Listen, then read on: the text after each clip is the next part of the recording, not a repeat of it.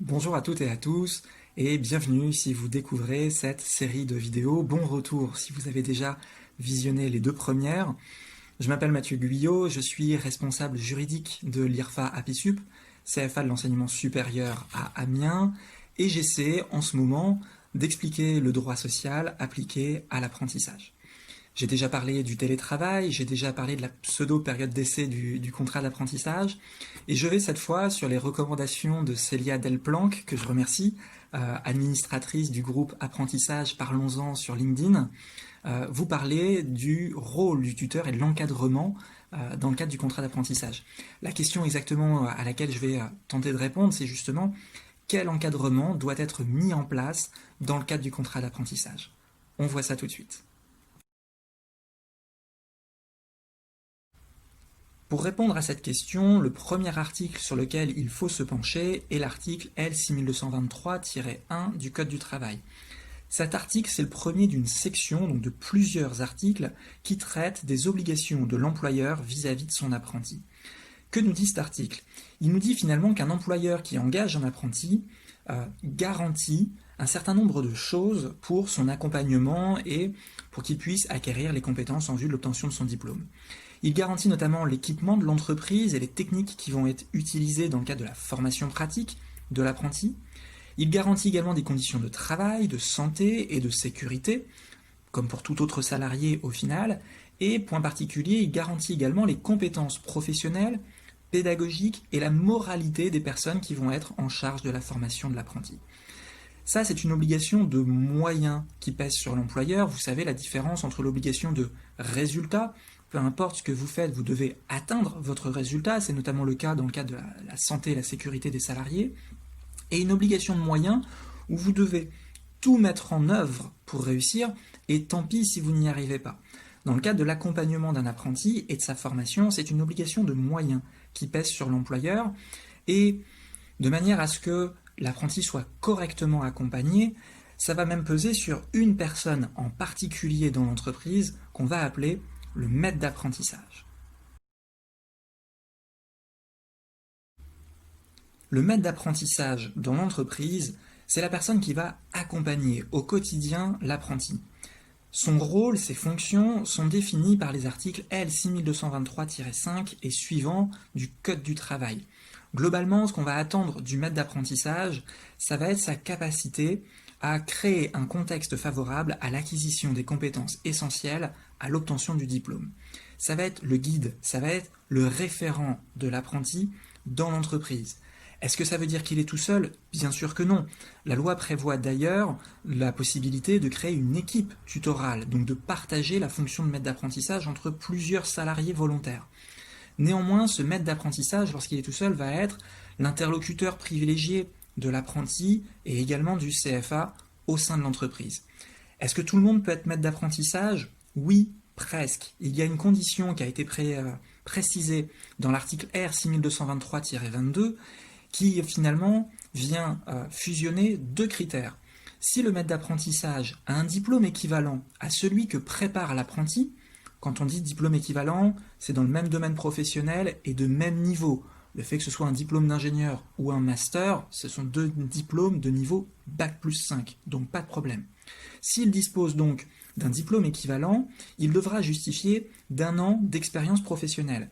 Et je dis bien un an d'expérience professionnelle, je ne dis pas un an d'ancienneté. Il peut tout à fait être nouvellement arrivé dans l'entreprise, mais pour autant avoir une carrière qui lui permet de justifier de ses compétences.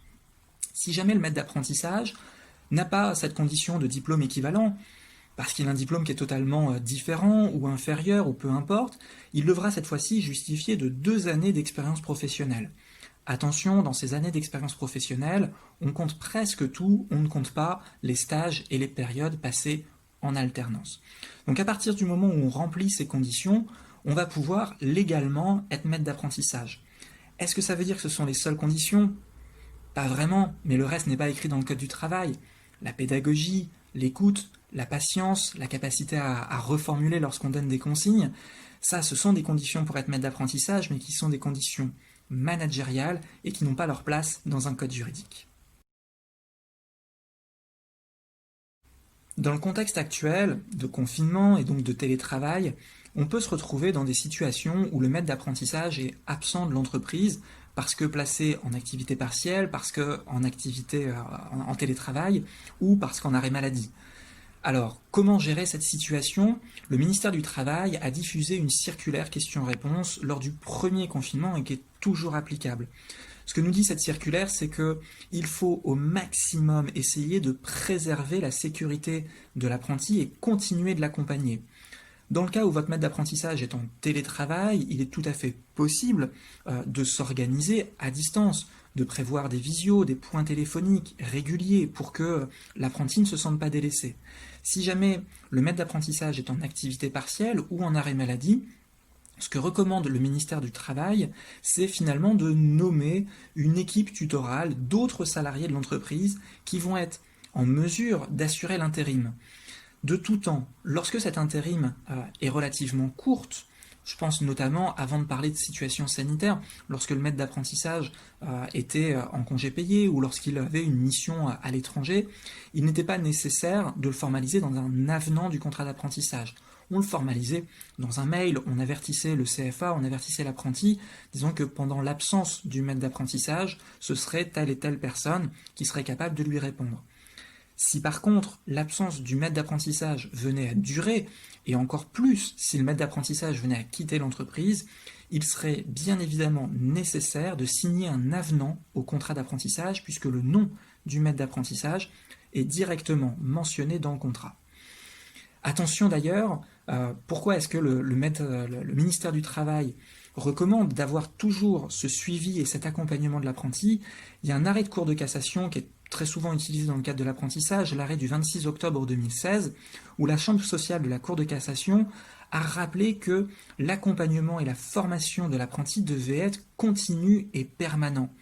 Dans le cas de cet arrêt, c'était un apprenti qui était laissé toute seule, une apprentie qui était laissée toute seule dans un magasin et qui devait le gérer sans autres salariés, sans autre direction présente pendant la journée de travail. Mais finalement, ça s'étend à toutes les situations. On ne peut pas laisser un apprenti tout seul et espérer de lui qu'il soit totalement autonome dès le début du contrat. Bien évidemment, ça va évoluer au fur et à mesure du temps, mais en tout cas, on doit assurer son accompagnement et sa formation tout au long de la relation contractuelle. En résumé, l'apprenti n'est pas tout seul en entreprise. Il a un maître d'apprentissage clairement désigné, clairement identifié, qui le guide et qui est son référent au sein de l'entreprise. Le maître d'apprentissage n'est pas tout seul, les autres salariés sont aussi là pour aider, on peut instituer une équipe tutorale autour de l'apprenti. Tout ça va servir finalement à assurer son obligation de suivi, d'accompagnement et de formation. J'espère que cette nouvelle vidéo vous a encore une fois été utile. Je suis toujours à votre écoute pour les éventuelles questions ou pour les sujets que vous aimeriez voir traités. Je vous souhaite une très bonne journée et je vous dis à bientôt.